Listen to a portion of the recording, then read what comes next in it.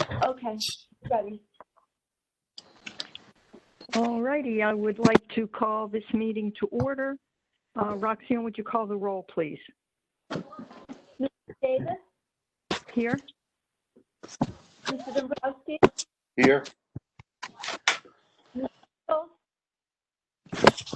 Here. Mr. Malone, Here. Mr. Marshall, Here. Mrs. McGrattan. Hold on, Mary, where are you? Mary's mute, and I just lost her video. I lost a bunch of. Okay, I'm unmuted, I think. Yep, Mr. Sebelia, I am here and present. Mr. Sam, Here. and Mr. Washington. Here. 9 here, 0 absent. Thank you. Are there any residents and property owners that wish to speak at this time?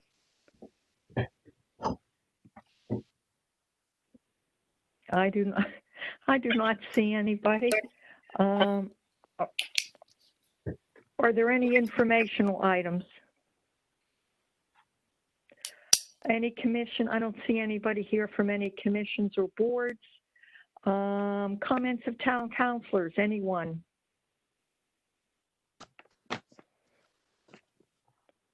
Anyone? No. Well, we're going to be out of here in about 10 minutes. At this time, I'll entertain a motion to approve the regular meeting minutes of September 9th. So moved, Kevin Dombrowski. Second, Honor Ingalls. Motion made and seconded. Discussion, corrections. Hearing none. Roxanne, would you call the roll, please? Mrs. McGrattan, Yes, Mr. Sebelia, Yes. Mr. Soms, Yes. Mr. Washington, Yes. Mrs. Davis, Yes. Mr. Dombrowski, Yes. Mrs. Ingalls, Yes. Mr. Malone, Yes. Mr. Marshall. Yes. 9 in favor, 0 opposed. Motion carries. Let's see, you have communications. I don't believe I made any referrals. Subcommittee reports. Admin? everything is on the, under new business. Thank you. Finance? Finance held the regular meeting last Wednesday. Everything from that meeting is on the agenda, but we also had a joint meeting with land use and with admin. And we worked on the ag ordinance.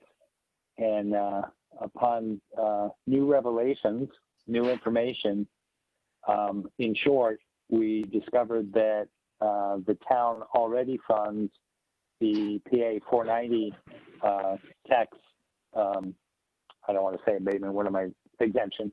We also fund an existing $100,000 in machinery and equipment for agriculture. So if we were to do machinery and equipment, it would be an additional $100,000. We also learned upon more careful review of the ordinance that it speaks to $100,000 per agricultural building. And in short, with a half-hour meeting and another one coming up behind that, the three committees decided to retable the motion, and we're all going to continue to look at it. We don't think we should be moving this quickly just based on the amount of discovery that came up at last week's meeting. And I'm sure Councilor Dombrowski will add to that.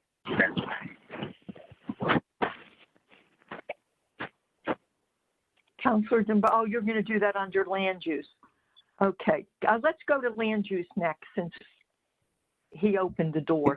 All right, yeah, so as Bill had alluded to, we had a joint meeting with admin and finance to review the agricultural ordinance. As Bill said, we found out more information, realizing that the state statute already enables an existing $100,000 exemption for farm machinery. So I think the driver that put this forward was more to, to help the farmers to beat the November 1st deadline. But since state statute already allows for an exemption already, we decided to table this to further review, because what we're not clear on was what the impact PA 490 would do to this as well. So we wanted to do a little bit more investigation between the three committees before we move forward in an ordinance. I will be bringing it up have it on the agenda for the next land use meeting. That way we can have the floor open for public comment. If anybody would like to address that, since it was a special meeting, we did not have any citizens comment, so we were not able to get any input from residents or farmers. And that's my report. Thank you. Any questions for land use? Now I'll move on to community relations. Whoops, hold on, you're muted, Mike. That Okay, there you go. we had a meeting last Wednesday. I was unfortunate I could not attend because of a family emergency, but we did have a quorum, so they proceeded, which was great. Three primary things that came out of that was, as far as the mission statement goes, they were kind enough to hold that off, so I could be there for the further discussion on that. We had talked previously about workshops. They are scheduled for October 7th during what would have regularly been our normal meeting time. There'll be a special meeting just on a workshop, the kind of open-ended workshop. And we're going to do another one on October 8th at 10 a.m.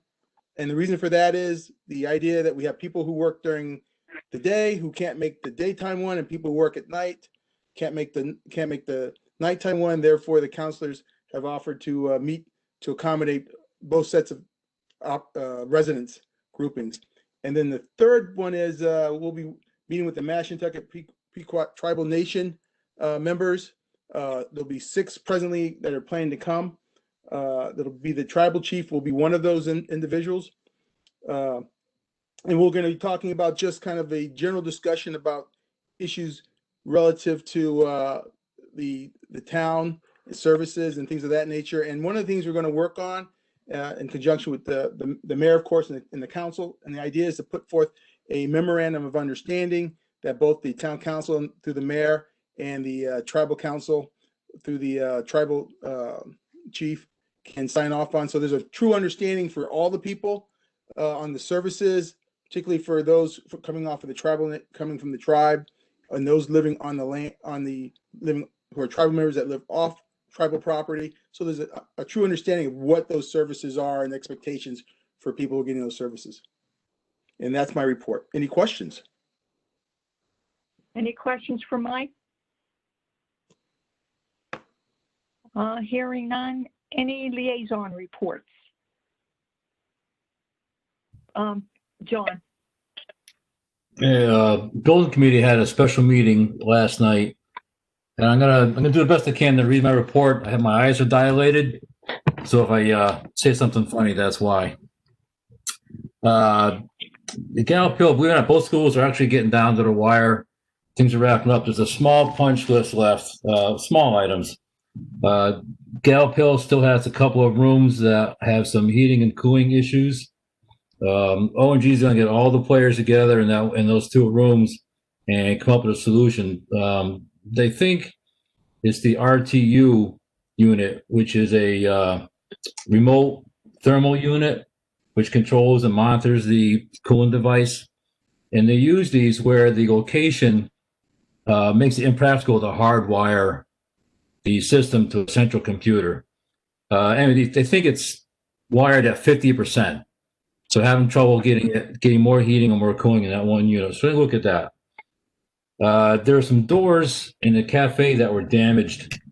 I guess a while back, the wind grabbed them and flung them open, or flung one open, and it damaged the hinge and part of the closure. And they're having difficulty getting the contractor to come out and fix it for whatever reason. So I asked Wayne Donaldson what type of hinge and closure is it, and I just so happen to have those parts here at my house. So I dropped them off this afternoon at the Board of Ed. So Mike can have one, or Wayne can have one of his guys to swap them out, and we can cross that off the list. That's why I don't throw anything away. You're The awesome, timeout John. rooms are, the timeout rooms are still missing some ceiling tile. They're gonna get with the HVC guys to see if there's work being done up in there. And some hardware still needs to be replaced. Again, nothing too big. There's some blocking missing in the walls where the monitors are mounted. The sheetrock contractor is taking full responsibility for that. They're gonna come back and install the blocking. Minimal disruption with that.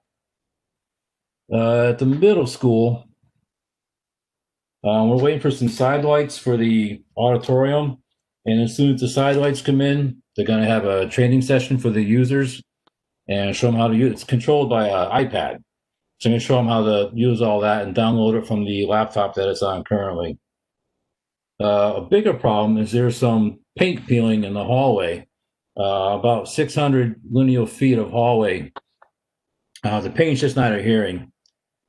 And without seeing it, I told O&G and Wayne, it sounds like either it's a compatibility issue, which is sounds like the probable cause, or there's moisture in the block.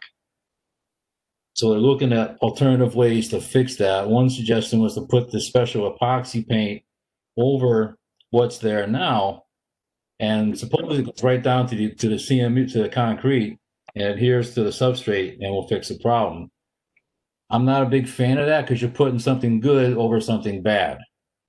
So we're looking at different options and how to fix that. Either way, it's going to be expensive, cost some money. The track and field is pretty much done. There's some reseeding done, and that's taken pretty good. There is some contingency money left over, and the building committee is going to come to the council because they'd like to purchase a scoreboard and replace the fence. I'm all in favor for both. The fence needs to be done anyway, and I would go with the black chain link fence because it kind of disappears into the landscape and it looks nicer. And one of the scoreboards that they're looking at also has a video screen feature, which I think would be kind of cool to have. Both these items are like $100,000, give or take. I think it'd be money well spent. We'll really be like the cherry on top. And that is my report. Oh, and Parks and Rec is interested in the old scoreboard, and one of the contractors said they will install it for free if we go with them. And that's my report. Any questions for Mr. Marshall? I have a question, John. Oh, I'm sorry, Bill, go first. Thank you, Linda. So Councilor Solms here. John, what was the final outcome on the floor and the bleachers in the middle school? They were going to bring a flooring expert in to look at it. There is no final outcome as of right now. I have not heard anything back from that. We will probably end up, to fix it right, we need to tear it out and do it again. You can't keep sanding it and refinishing it. It's not the solution. Yeah. Okay, thank you. I have a quick question for John. It's Jim. Hey, John, this really came up today, and we have seen several times over at Gallup Hill School when the sprinkler contractor comes in to do their quarterly testing that the elevators were going into fire service mode for some reason. And nobody could figure it out. The alarm company's been down a couple of times, and they said, nope, it's not their problem. And I talked to Wayne today. I'm going to be reaching out to the fire alarm company, but there's something going on there. Those elevators should not be going into fire service mode when you get a fire alarm. That's totally incorrect. Now, is it an alarm problem or elevator problem?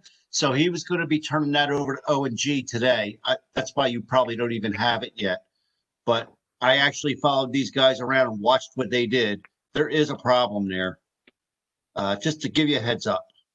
Yeah, it sounds like either a software or a wiring issue, because it should go into fire mode manually, correct? Normally, fire service mode takes a key. Yeah. Boom, turn the key, it manually. goes into fire service. The only time it would do anything different would be elevator recall, which would be a smoke detector, which that's not what they're doing. So either something's wired a little screwy with the elevators, something's wrong somewhere. So I think they need to get everybody together and figure out what the heck they're doing. Is it a cost issue? It might be just a small wiring problem, but it is a distraction because I get called. I have to go down there and reset them all the time. It's just a problem. So you should be seeing that shortly. Like I said, we just today, because I followed the contractor. He did what exactly he was supposed to do. And they went into, fire service. It's like, I'd never seen that before. Yeah, that's new one on me too, Jim. It sounds like a software or just a simple wiring fix. I got the red and the black switch for some reason. Yeah, exactly. But yeah, that's going to be coming your way, I'm sure. They just need to resolve that. Yeah, sooner than later. Yeah. Thanks. Okay, so are there any other questions for John? I just have a quick question about the track, John. Maybe you can follow up on this since you're the track guy right now. Somebody online asked when the public could use the track. And I read the response, and it sounds like every 4 minutes of a month, or between midnight and 6 a.m. Could you get clarification on that? It doesn't seem like the access to the public is very often. Yeah, that sounds completely unreasonable. I will look into that for you and get back to you as soon as I can. Now, I may have read it wrong. Okay. So, I don't want to spread panic, but it did look like there was much use for the public. So, yeah, I'll check it out for you. Thank you. Other liaison reports? Hearing none. Mayor. Linda. Kevin. Linda, I'm sorry, who? Kevin. Yes, Kevin. I just wanted to recommend that report that I attended the planning and zoning workshop on the agricultural regulations. I listened to many of the current farmers in town who responded and provided comments who felt these regulations that were being looked at, that have not been proposed, they have not been applied for, would be onerous for farmers and things like that. I made a suggestion that the Planning and Zoning Commission may want to approach the town council to set up an ad hoc committee with members of the Planning and Zoning Commission and members of the Agricultural Committee, which is members are being appointed tonight. Maybe possibly at some point they could, in the near future, go look at the regulations and find what would be in the best. Set up an ad hoc committee formed by the town council to move forward on some regulations that would benefit both the town and the agricultural community. I just wanted to report that. Thank you. Why would that be any different than I thought that was the point of the Agricultural Commission. What am I misunderstanding? Well, we all think, if you look at the ordinance for the Agricultural Commission, it does not actually provide for the Ag Committee to make recommendations for zoning regulations. It only provides for making recommendations to the POCD. Okay, but other committees like conservation, et cetera, they make recommendations. Is it there? Is it in their ordinance? I believe it is. It is to make regulations, help for regulations for POCD and zoning regulations for conservation. So I believe it is in their ordinance, but not for the Ag Committee. Okay, I'm just trying to avoid another committee, although you would be the liaison probably, so you would be the town councilor. So if you're willing to do that, that's probably fine. But I think in order, yeah, I not to take on more work for myself, but I'm thinking that in order to allay the fears and get a set of regulations that work, that benefit both the town and the farmers or the agricultural community, I think it's probably the best way to move forward.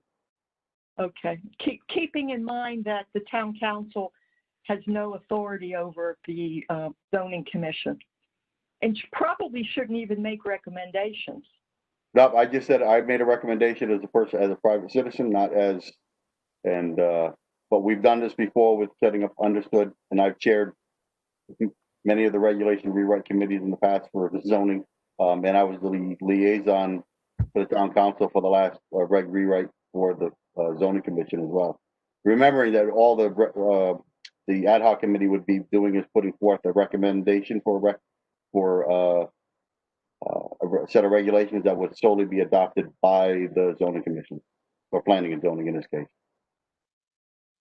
Okay, Mary, you need to unmute yourself, Mary.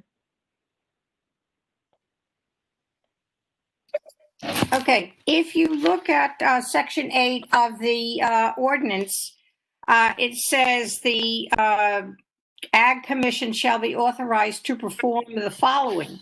It's identify impact or possible changes to Ledge's Plan of Conservation and Development, the POCD, and work with land use commissions to recognize farmland preservation in the Plan of Conservation and Development. So it does give them, if you want to say, the impetus to make recommendations if they feel it's in the best interest of the Ag Commission.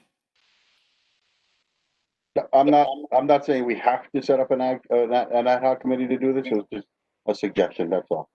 Okay.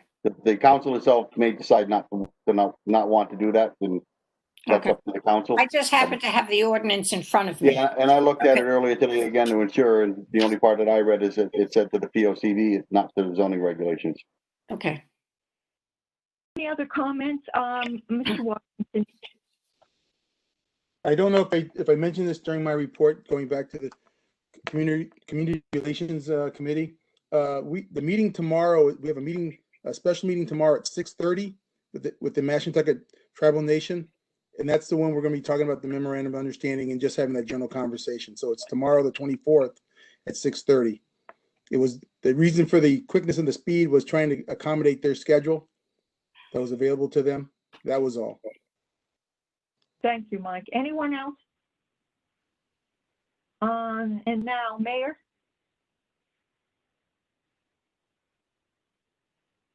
Yeah, yes, thank you. So really quick, Governor has, he's up to, I think, 71 executive orders. The newest one regards fines for not wearing masks or for those that either attend or host events that are that exceed the maximum limits. The other issue that we have right now is COVID cases are kind of starting to bloom once again.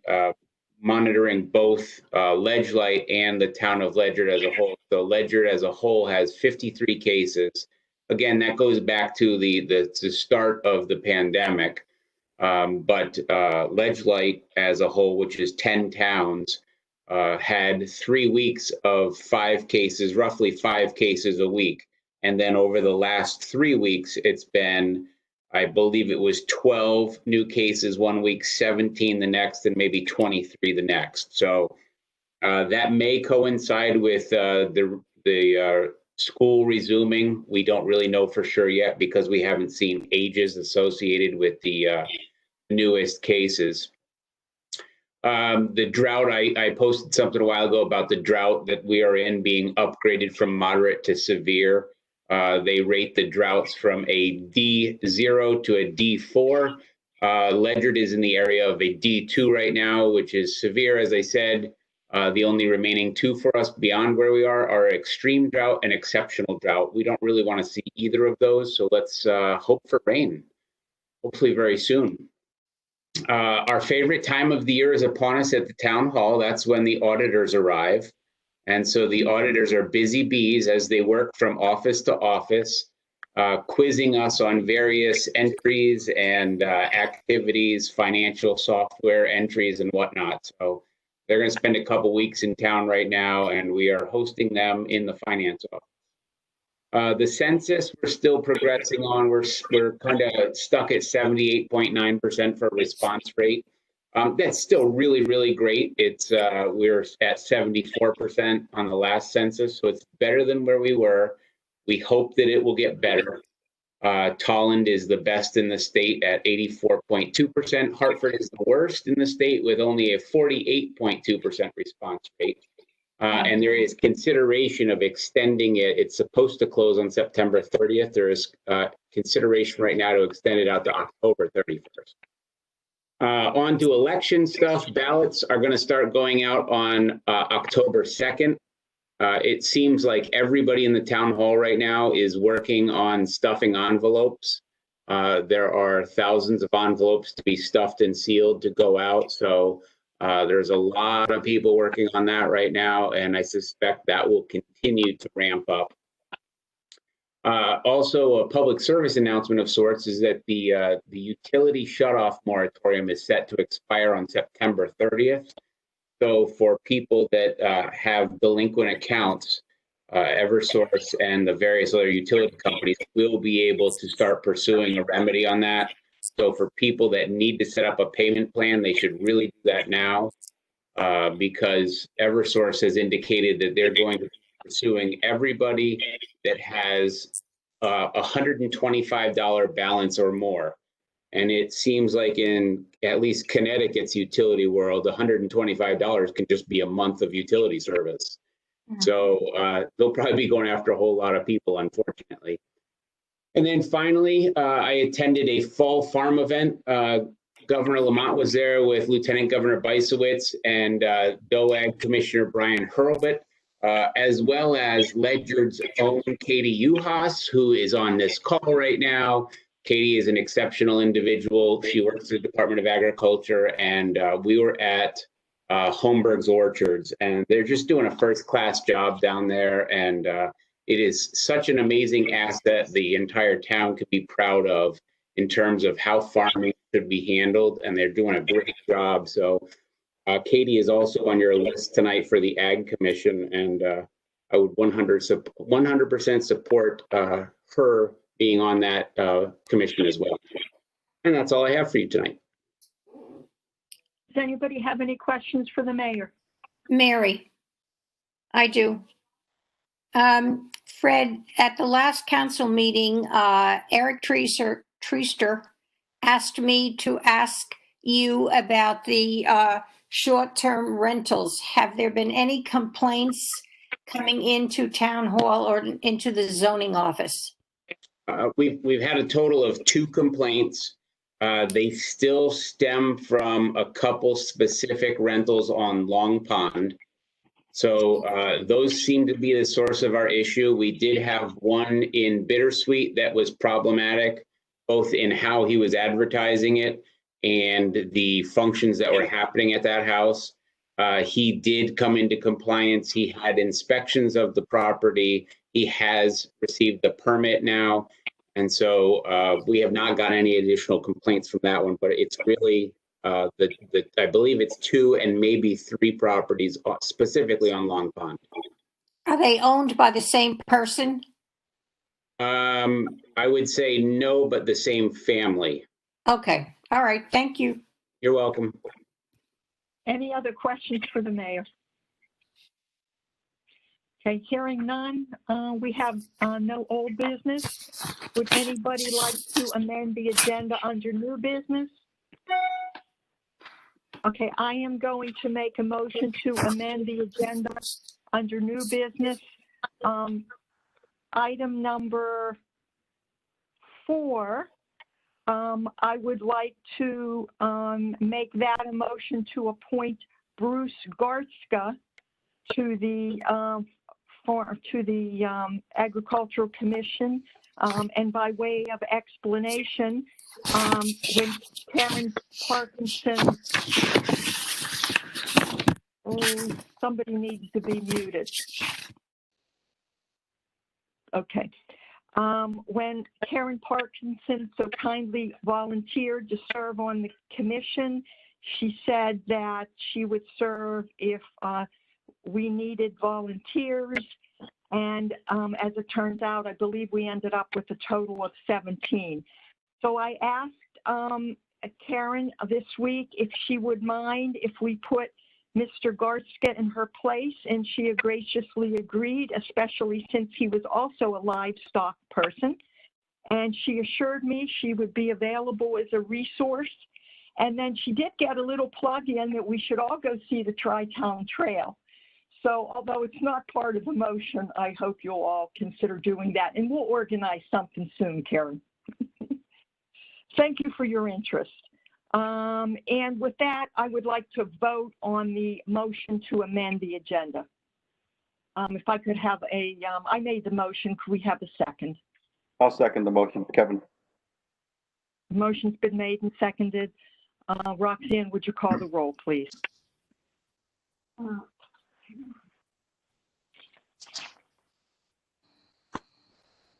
Mr. Sebelia? Yes. Mr. Somm? Yes. Mr. Washington? Yes. Mrs. Davis? Yes. Mr. Dombrowski? Yes. Mrs. Ingles? Yes. Mr. Malone? Yes. Mr. Marshall? Yes. Mrs. McGrattan? Oops. Hold on, Mrs. McGrattan. Yes. Okay. 9 in favor, 0 opposed. Motion carries. And now we will, I will ask admin to go through the list. Okay. Before I start with the appointments, I just want to say that we had 16 applications for 7 positions, and it was a very difficult choice because most everybody has some connection to the farming community, or at least they were there to support the continued agricultural endeavors. Okay, first, I would like to make a motion to appoint Ms. Allison Angelini, unaffiliated, 193 Iron Street, Ledged, as a regular member for a term ending September the 24th, 2022, as a representative from the farming community in accordance with ordinance number 300-022 and ordinance establishing an agricultural commission for the town of Ledyard. Second. John Marshall. Okay. Allison is the owner and operator of the Full Heart Farm on Iron Street. She has a bachelor's degree in sustainable agriculture from the University of Massachusetts at Amherst and has 15 years of farming experience on a variety of farms. Thank you. Any questions? Roxanne, would you call the roll, please? Mr. Yes. Mr. Washington? Yes. Mrs. Davis? Yes. Mr. Dombrowski? Yes. Mrs. Ingles? Yes. Mr. Malone? Yes. Mr. Marshall? Yes. Mrs. McGrattan? Yes. Mr. Sebelia? Yes. 9 in favor, 0 opposed. Motion carries. Next item. I move to appoint Russell Holmberg, unaffiliated, 12 Orchard Lane, Gales Ferry, as a regular member for a term ending September the 24th, 2023, as a representative from the farming community in accordance with ordinance number 300-022 and ordinance establishing an agricultural commission for the town of Ledyard. Second. Mr. Holmberg has a Bachelor of Science from the Yukon College of Agriculture and Horticulture. He's the 4th generation to farm his family's Holmberg Farm in Gales Ferry. We know it as the Apple Orchard. He's active in the community with food pantry donations, educating school children about fruit growing, and sponsoring many town events. He has a vested interest in maintaining and preserving farmland in Ledyard. He established a farm winery and cider mill and has expanded the property for growing production acreage. He's not going anywhere. Is there a second? Second. Oh, there was a second. Yep. I should mention that since he mentioned the food pantry, Miss Angelini is also very supportive of the food pantry and brings lots of her fresh goodness to the pantry on every Friday, actually. Okay, okay. Roxanne, would you call the roll on Mr. Holmberg, please? Mr. Washington, Yes. Mrs. Davis, Yes. Mr. Dombrowski, Yes. Mrs. Engel, Yes. Mr. Malone, Yes. Mr. Marshall, Yes. Mrs. McGrattan, Yes, Mr. Sebelia, Yes. Mr. Soms. Yes. 9 in favor, 0 opposed. Motion carries. Next item. okay. I move to appoint Michael Morelli, a Democrat, for Leabrook Drive Legend as a regular member for a term ending September the 24th, 2021, as a representative from the community at large in accordance with ordinance number 300-022 and ordinance establishing an agricultural commission for the town of Ledger. Second. Okay, second, okay. Mike has a BS in marine transportation, is a licensed arborist with 16 years as a landscape gardener, and is also a beekeeper.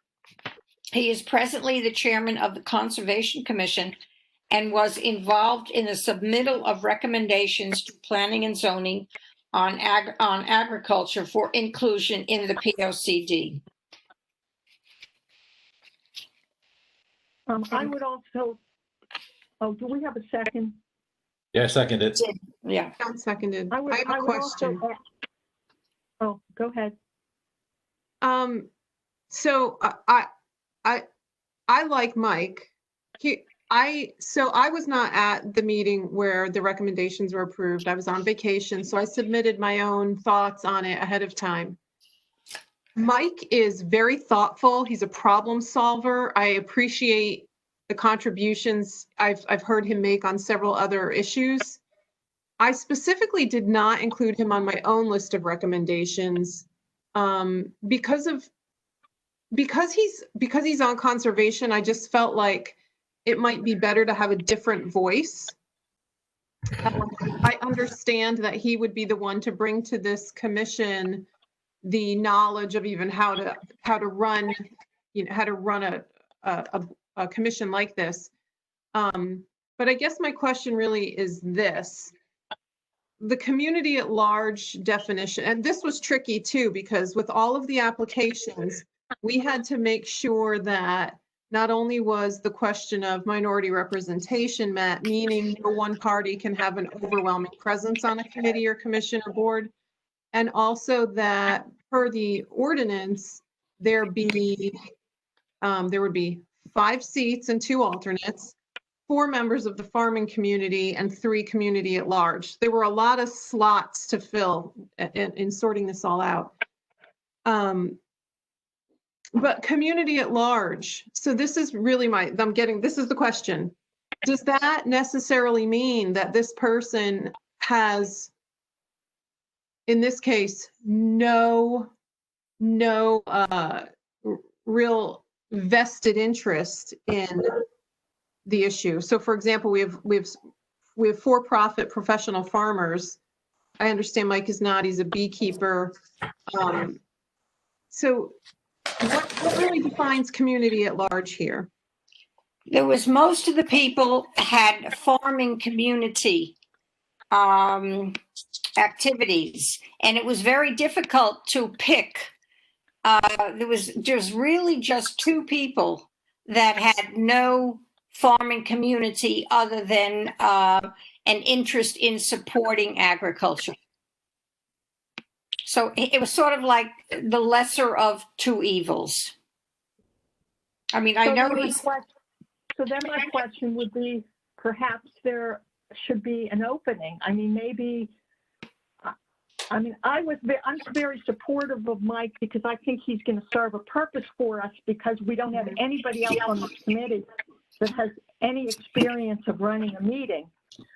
So I think he's a great choice there. But I guess my question is, if we only had two people that met the community at large, why the rush to fill it? As long as we have enough to start the meeting, I'm just curious why you wouldn't put it back out there that we need more community at large people. However, I have no problem with Mike. Yeah, I want to be clear. It's not even so much that I have a problem with him. Again, I think he is of value. He'll be an asset for sure. I like the way, when he has a question or a problem, he comes to you with some options to solve it. And I love that approach so much. Even with the dog leash ordinance, he was so thoughtful and helpful. I guess I was looking at it thinking, geez, with 16, 17 applications, is there somebody else who could be there? But I'm not going to vote against him. I think he'll be an asset. I just wondered if there was somebody else who's really not involved already that could be a different voice. There was not. If you look at the profiles of the 16 members, it was very difficult to find somebody who was not connected to the farming community. And one of the other reasons that I thought he was quite good was because he did practically himself made recommendations to the Planning and Zoning Commission on agriculture that could be included, that was included in the POCD. So he's quite familiar with agriculture, even though he's from the community at large. Right. So, okay. Okay, and I understand, Andra. I have some of the same concerns, but Mr. Soms. Oh, thank you, Chairman Davis. So I just want to be clear. I thought I heard two different versions of the ordinances. I'm reading it. It's 3 members from the farming community and 4 from the community at large. Is that correct? That is correct. I thought it was Okay. the other way around, but No, Yeah, it's 4. 4 at large. And in fact, I can Yeah. remember when this was talked about 3 or 4 years ago, when the ordinance was talked about, the concern, and if I don't want to put words in your mouth, but I think it was Kevin Dombrowski who was concerned about too many farmers on the commission, and that was why it's pretty definite that 4 and 3, so we weren't overrun with farmers. That'll be the headline in the paper tomorrow, Mary. Mary. Councilor Grattan worried the committee is going to be overrun with farmers. Mr. Soms. Just a second comment. I second the, I'm not really seconding, but I agree with the comments about Mr. Morelli's capabilities. He is, as you've said, the only person who has experience in running a meeting, and we have, by definition, 6 other people who have 0 to some experience with meetings. And I think that, we're a small town, and finding someone who doesn't have a conflict of interest is very difficult, especially since we're all taxpayers. I mean, if you follow the conflict of interest, we're all going to vote no to any taxes because we pay taxes. So I have tremendous faith in Mr. Morelli doing the right thing. Any other discussion? Roxanne, would you call the roll? Mrs. Davis, Yes. Mr. Dombrowski, Yes. Mrs. Engel, yes. Mr. Malone, Yes. Mr. Marshall, Yes. Mrs. McGrath, Yes. Mr. Savita, Yes. Mr. Soms, Yes. Mr. Washington. Yes. 9 in favor, 0 opposed. Motion carries. Next item. Okay, number 4 is now Bruce Gartzka, and we did, am I correct? We approved him before? No, we just added him to the agenda. Okay, all right. Then I move to appoint Bruce Gartzka, Republican, 10 Pleasant View Road, Legend, as a regular member for a term ending September the 24th, 2023, as a representative from the farming community in accordance with ordinance number 300-022, an ordinance establishing an agricultural commission for the town of Ledyard. Second, John Marshall. Okay, Bruce has a BS from Yukon. He worked on his wife's grandparents' farm. He's the co-owner with his wife of Heritage Hill Farm. It's a miniature donkey farm. And he also wants to promote agriculture in Ledyard. Is there a second? Yeah, I seconded. Thank you. Any questions? Roxanne, would you call the roll, please? Mr. Dombrowski? Mr. Dombrowski? Yes. Mrs. Engel? Yes. Yes. Mr. Marshall? Yes. Mrs. McGrattan? Yes. Mr. Sebelia? Yes. Mr. Soms? Yes. Mr. Washington? Yes. Mrs. Davis? Yes. 9 in favor, 0 opposed. Motion carries. Next item. I move to appoint Katie Uhas, unaffiliated, 223 Whalehead Road, Gales Ferry, as a regular member for a term ending September the 24th, 2022, as a representative from the community at large, in accordance with ordinance number 300-022, an ordinance establishing an agricultural commission for the town of Ledyard. Second. Katie Uhas has a bachelor's degree and is employed by the state of Connecticut's Department of Agriculture. She has 20 years' experience working for large agricultural corporations. Second, John Marshall. Thank you. Any questions, discussion? Roxanne, will you call the roll, please? Mrs. Engel? Yes. Mr. Malone? Yes. Mr. Marshall? Yes. Mrs. McGrattan? Yes. Mr. Sebelia? Yes. Mr. Soms? Yes, and I think we're fortunate to have her. Mr. Washington? Yes. Mrs. Davis? Yes. Mr. Dombrowski? Yes. 9 in favor, 0 opposed.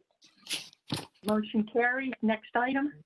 I move to appoint Kelsey Marie Bradley, Democrat, 34 Meeting House Lane, Ledyard, as an alternate member for a term ending September the 24th, 2023, as a representative from the community at large, in accordance with ordinance number 300-022, an ordinance establishing an agricultural commission for the town of Ledyard. Is Second. there a second? Second, John Marshall.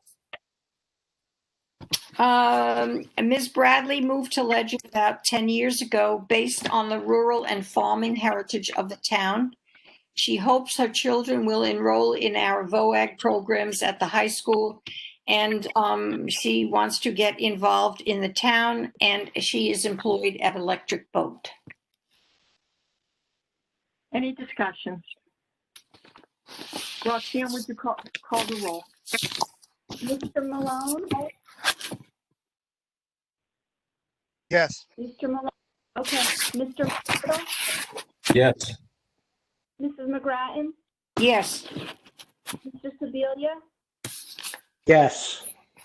Mr. Washington, Yes. Mrs. Davis, Yes. Mr. Dombrowski, Yes. Mrs. Engel. Yes. 9 in favor, 0 opposed. Next item? I move to appoint Steve Mardick, Republican, 59R-2 Long Pond South, Ledger, as an alternate member for a term ending September the 24th, 2022, as a representative from the community at large, in accordance with ordinance number 300-022, and ordinance establishing an agricultural commission for the town of Ledyard. Second, Tom Marshall. Steve Mardick is a lifelong resident and a graduate of Ledyard High School. His ancestors, I think I can say, were dairy farmers. He now works for the Norwich Housing Authority, and he's in construction maintenance, and he also wants to become more involved in town. Any discussion? Roxanne, would you call the roll? Mr. Marshall, Yes. Mrs. McGrattan, Yes.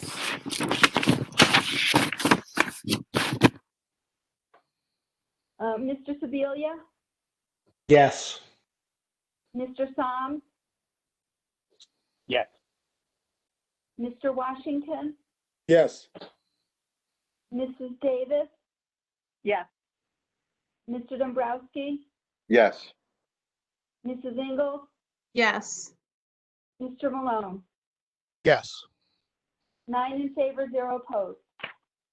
Motion carries, and we will now move to finance. Mr. Soms. Thank you, Chairman Davis. I move to reduce the Housing Authority's fiscal year 2019-2020 payment in lieu of taxes pilot in the amount of $11,040.31 by $3,979.28 for a pilot in the amount of $7,061.03. The $3,979.28 will be used to purchase new refrigerators for each of the Kings Corner Manor senior housing apartments. Second, Counselor Ingalls. Thank you. So I think probably 2 years ago, we had a similar request from the Ledyard Housing Authority to reduce their pilot because they needed some money for investments in infrastructure. And the finance department had a very different reaction to that request. We asked a lot of questions about what the housing authority has done to support their cash flow, to be able to invest in maintaining and replacing infrastructure. And the answers were disappointing at best. And the housing authority withdrew their request. This request is supported by all kinds of information about what they have done, what they plan to do, and most importantly, what the housing authority has done to ensure their future financial health by adjusting rents, which hadn't been changed in previous years for decades. So the Finance Committee is much more inclined to support this and in fact recommends this. And we also had a long discussion about whether we're setting a precedent by doing this now.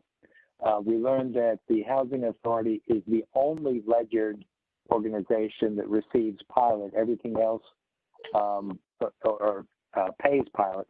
Everything else that the town receives as payment in lieu of taxes comes through state and federal authorities. So we're less concerned about the precedent, but we still thought that maybe that's something we should think about. So what we're suggesting in response to a request in connection with this, that the council consider reducing pilot for Ledyard Housing Authority to an amount similar to what other housing authorities in nearby towns pay. So we will take that up at our next meeting as a discussion, and most likely work on a resolution to consider what we would do going forward.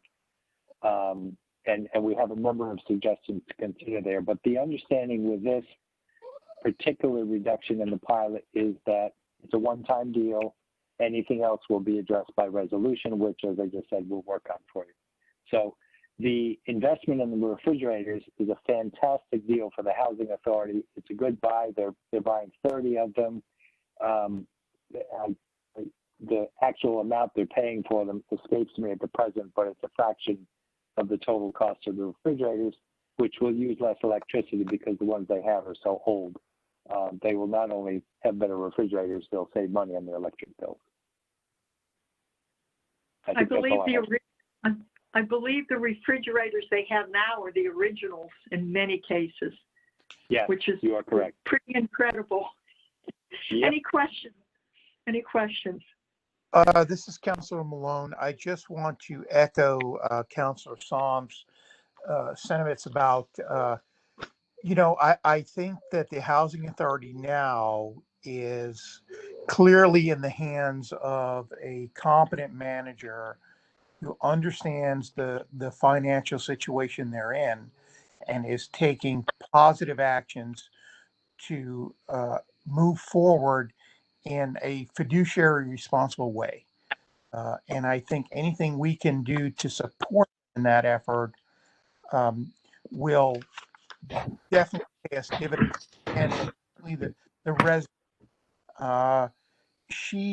the manager, the supervisor, whatever the person is, the supervisor there, really impressed all of us on the finance committee.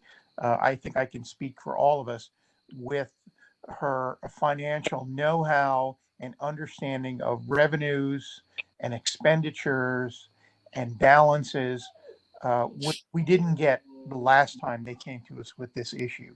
So I am reasonably confident here that we are making a good investment in something that's good for the people in the town. Mr. Marshall. Bill, quick question. First of all, when I read this, I thought, what a fantastic idea. Second, did they discuss disposal of the old refrigerators? Something this old, it's got to have hazardous materials in it, Freon being one of them, and possibly asbestos. You are absolutely right, Councilor Marshall. And I recently had a discussion, I was part of a discussion about Freon and how it has to be treated. I can't remember if it was this particular discussion, but yes, those units have to be disposed of properly. They can't be scrapped because they have to treat the Freon accordingly. You can't just release it into the atmosphere and throw the thing in the dumpster. So we will take that back.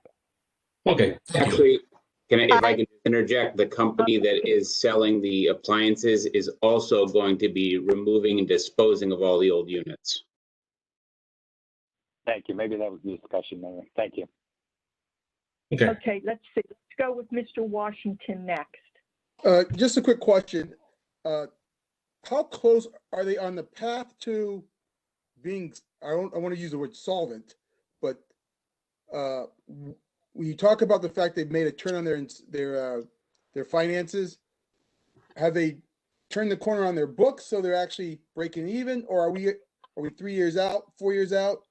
Where are we at as far as breaking even on costs so it's self-supporting on some level?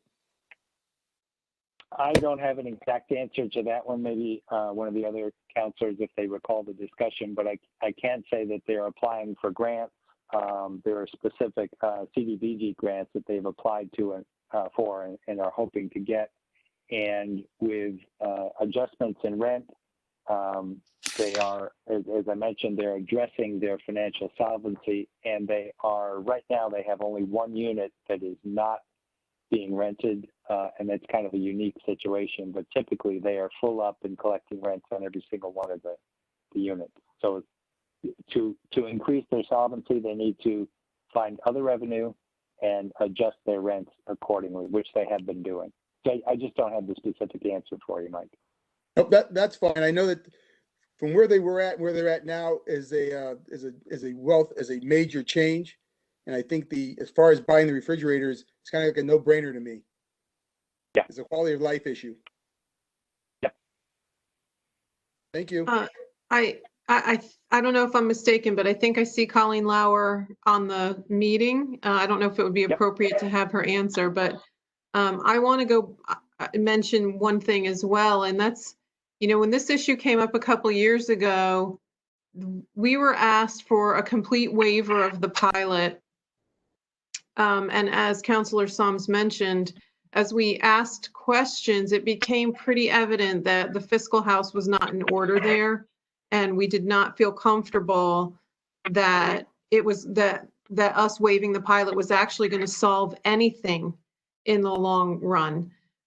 This was a completely different story. In fact, Colleen brought us several options to choose from to solve the problem that would all be helpful in different ways to them getting their feet under them financially. So I just want to throw that out there. We, again, to echo, totally impressed and such a different story.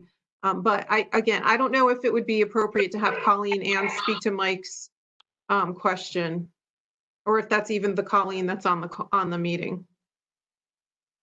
That would be fine. Pauline? Hi, it's me. There was a specific question.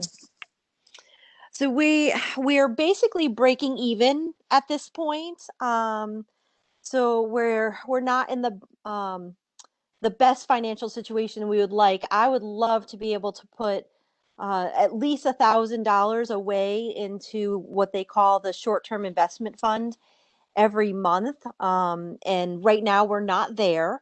But hopefully in the future we will be. The apartment that we have open will go under our stratified rent as soon as it's available to be rented. And that's going to go for our $600 stratified rent. We have a $400, a $500, and a $600. And unfortunately, from the past, the majority of those rents are well under $300 a month. So that's going to be a great plus for us to be able to bring in that extra income. But we're holding ourselves just above water right now. Thank you. Mrs. McGrattan? Yes. In addition to Colleen, you have a whole new 5-member housing authority. They are extremely active, and they really do a lot down there, sort of by themselves. And I'll say under the leadership of Charlie Juzzi, it has really come a long way. Charlie and Colleen have brought it a long way from what you heard 2 years ago. Mr. Washington has a follow-up. Thank you, Colleen. No, that's great news to hear, because as Councilor McGrattan just said, and Councilor Ingle said earlier, and Councilor Soms had mentioned earlier, 2 years ago, it was, to me, it was a mess for a guy looking in for the first time. And the fact that you're even talking about being in a position to break even is great news. So they've done very well down there. Thank you. That's it. Thank you. Thank you so much. You're welcome. Okay. And with that, if there is no further discussion, Roxanne, would you call the roll, please? Mr. Sevilla? Yes. Mr. Soms? Yes. Mr. Washington? Yes. Mrs. Davis? Yes. Mayor. Mr. DeMarchi? Yes. Mrs. Engel? Yes. Mr. Malone? Yes. Mrs. McGrattan? Yes. 9 in favor, 0 opposed. Motion carried. Next item, Mr. Soms. I move the town council approve the transfer of $19,000 from account number 210-90305-58915 undesignated to account 210-20701-57300 new equipment to address the following at the Emergency Operations Center, EOC. This is regards purchasing 4 personal computers, 1 Sonic Wall firewall, 2 PowerEdge rack servers, and contingency for small parts. In addition, upon receipt, the State Nuclear Safety Emergency Grant funding of the State Nuclear Safety Emergency Grant funding, reimburse account number 210-90305-58915 undesignated. Second, Counselor Ingalls. Oh, Motion's this made. is- Mr. Thank Soms. you. Thank you, Councilor Davis, Chairman Davis. So this is equipment that the EOC sorely needed to maintain current operations. They actually had some inabilities to perform certain functions. So these are new computers, a new firewall to bring them up to standard, as well as servers and the related parts to put that all together. This is another part of that State Nuclear Emergency Grant funding that we get. It's fully reimbursed. So we put the money out there, we buy the equipment, and then we get 100% grant funding reimbursed. So good deal for the town, sorely needed. And Fire Marshal Jim Mann is also present. He's been sitting here patiently waiting if you have any questions. Okay, hearing none, Roxanne, call the roll, please. Mr. Soms, Yes. Mr. Washington? Mr. Washington? Yes? Okay. Yep. Mrs. Davis? Yes. Mr. Dombrowski? Yes. Mrs. Ingalls? yes.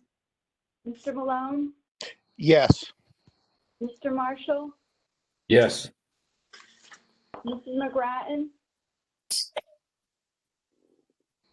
9 in favor, 0 opposed.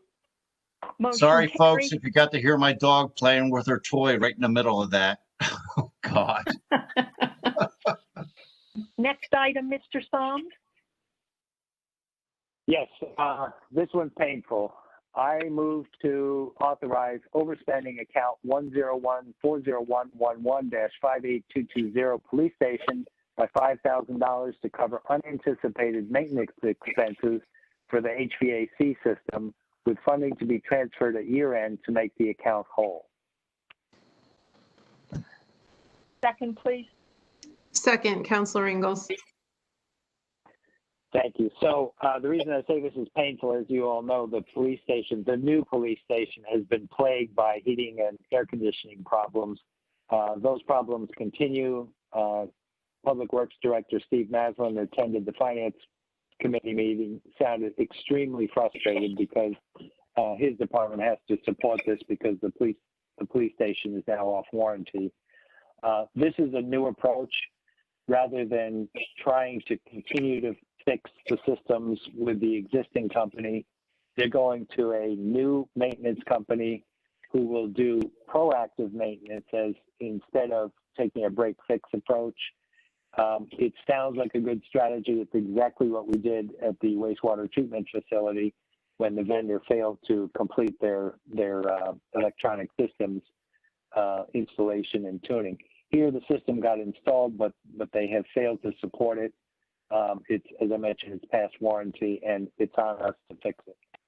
So it's not a huge amount, but it's been very frustrating to see this happen. Any questions for Mr. Soms? Roxanne, would you call the roll, please? Mr. Washington? Yes. Mrs. Davis? Yes. Mr. Dombrowski? Yes. Mrs. Ingalls? Yes. Mrs. Ingalls? Sorry about that. Yes. That's okay. Mr. Malone? Yes. Mr. Marshall? Yes. Mrs. McGrattan? Yes. Mr. Sebelia? Yes. Mr. Soms? Yes. 9 in favor, 0 opposed. Motion carries. Final item for finance. I move that the council approve fiscal year 2020 year-end budget transfers in the amount of $811,901.29 and additional appropriations of $96,831.29 as detailed in the attached spreadsheet. And I will give you some, well, I'll wait for a second first. Councilman Malone seconds. So a summary of the year end is that the town ended up on the general government side with a deficit of $145,000, meaning that expenses overran revenue by that amount. The Board of Ed had a surplus of $270,000, but the way we do our accounting, if you happen to be looking at the spreadsheet, it shows a total decrease to the general fund of $415,000. So an explanation, how do we get 415 when the Board of Ed had a surplus and we only had $145,000 shortfall? The answer is that the Board of Ed surplus of $270,000 has to be moved into the capital account, so it comes out of the general fund. Thus, the total transfers out of the general fund are $415,077.71.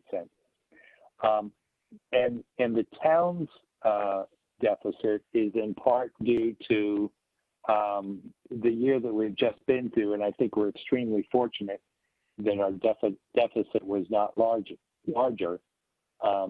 The total expenses encountered as a result of COVID and deferred taxes and everything else that has come to pass, I think, as I say, I think we're quite fortunate. The revenue in these numbers does include fiscal year 20 taxes that were paid in July and August of 2020. And that's all I have. Any questions for Mr. Soms? Hearing none, Roxanne, would you call the roll? Mrs. Davis? Yes. Mr. Dombrowski? Yes. Mrs. Engel? Yes. Mr. Malone? Yes. Mr. Marshall? Yes. Mrs. McGrattan? Mrs. McGrattan? Yes. Mr. Sebelia? Yes. Mr. Soms? Yes. Mr. Washington? Yes. 9 in favor, 0 opposed. Motion carries. The mayor asked if he could just give us a heads up on some possibility, land transfer possibility. So Mayor, do you want to take it from here?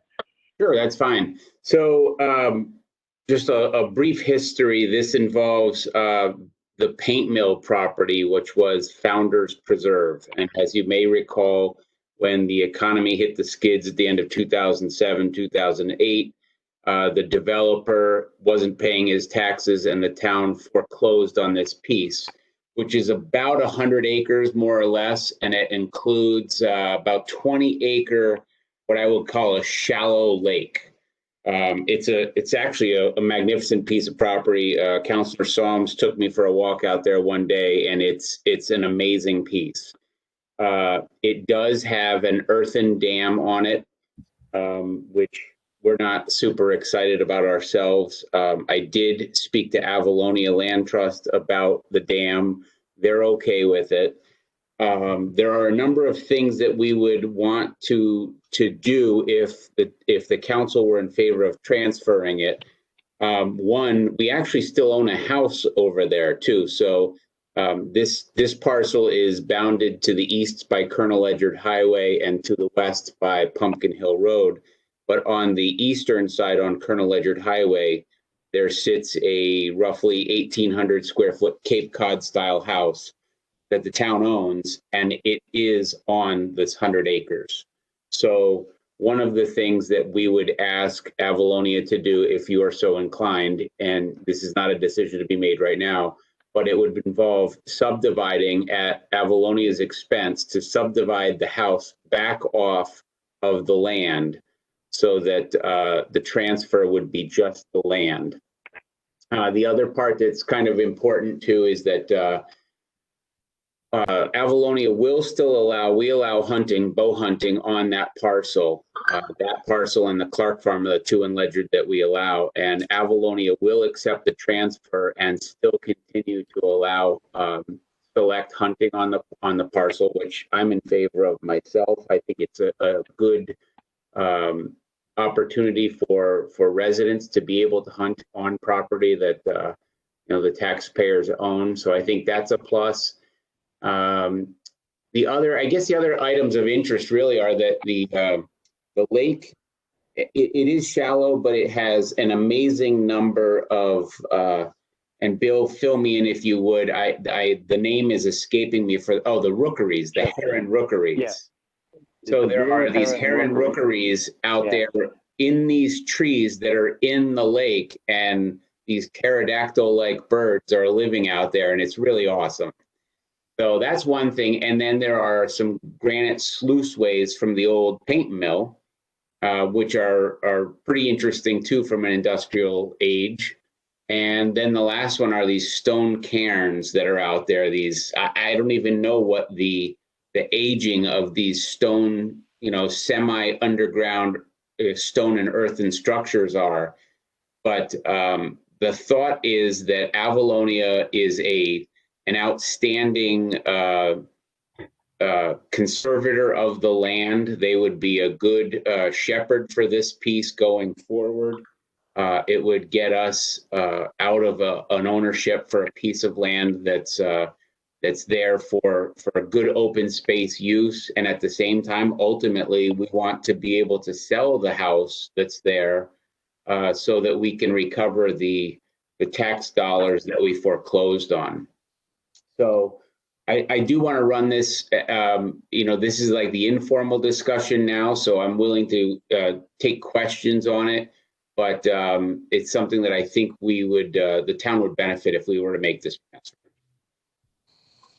Does anybody have any questions at this time? Just really quick, Chairwoman. I think it's a great opportunity for the town if we can keep land from being developed. It's, just because it's a nice partial and it allows just for recreation, if nothing else. And at some point, anything that's in Ledyard that can be developed is going to ultimately get developed. So anything we can kind of protect and shepherd away is kind of a good idea. That's it. Yeah, just as a really quick aside on that, it was previously approved for a 36 lot subdivision with about 7,500 linear feet of new road and catch basins and all sorts of stuff. So if it were to be developed, it would come at a substantial cost in the future for the town. If I want to add, but it was approved for that subdivision, but they also withdrew their intent. When Founders Preserve failed, there was a letter of that where they withdrew their intent to build it. So that plan is no longer valid. No, I know. I'm just saying it was conceptualized. So if we ever let it go to anything but this, it's possible they could have another subdivision there that we're really not excited about. I get, yeah, but I agree. Avalonia has shown to be a very good steward of maintaining open space. And so I have no objection to this. Mr. Marshall. Mayor, is this the property down at the end of Pumpkin Hill on the Mystic side? Not quite that far down. So really, the closest access you have is off of Paint Mill. So if you went to the end of Paint Mill, Pentway, that's where you would run into this piece. It's not all the way down past Bill, if that's where you're thinking. Yeah, I'm thinking of development further on down. Nope. Okay. It's kind of behind there, and it's behind the Cranwood subdivision. Yeah, thank you. Yep, sure. Anyone else? Well, besides all the wonderful reasons, I like the idea of getting rid of the damn dam because that's a tremendous liability as far as I'm concerned. So, and they'll, and again, like everybody said, they'll do an excellent job as far as stewardship. So we have nothing to vote on, but I would say, Mayor, at the next step when you have another plan, more information, and the plan is we'll bring land start there. Does that make Okay, sense? so yeah, would you like me to bring it to land use? Yes, if you're ready to do that, why don't we Okay. start with land and then we'll move it to the council. Okay, that's fine. That would be good. I can start getting stuff, Kevin. Good. Okay. And with that, I guess we are ready to adjourn. Motion to adjourn. Second. Motion's been made, seconded, and this meeting is adjourned without exception. Good night, everybody. Have a good night. Good Good night. night, Good night, everyone. everybody. See you next time. Yep. Roxanne, would you stay on a minute? I want to see if I can get my audio squared away. Okay. Yeah, the audio was kind of rough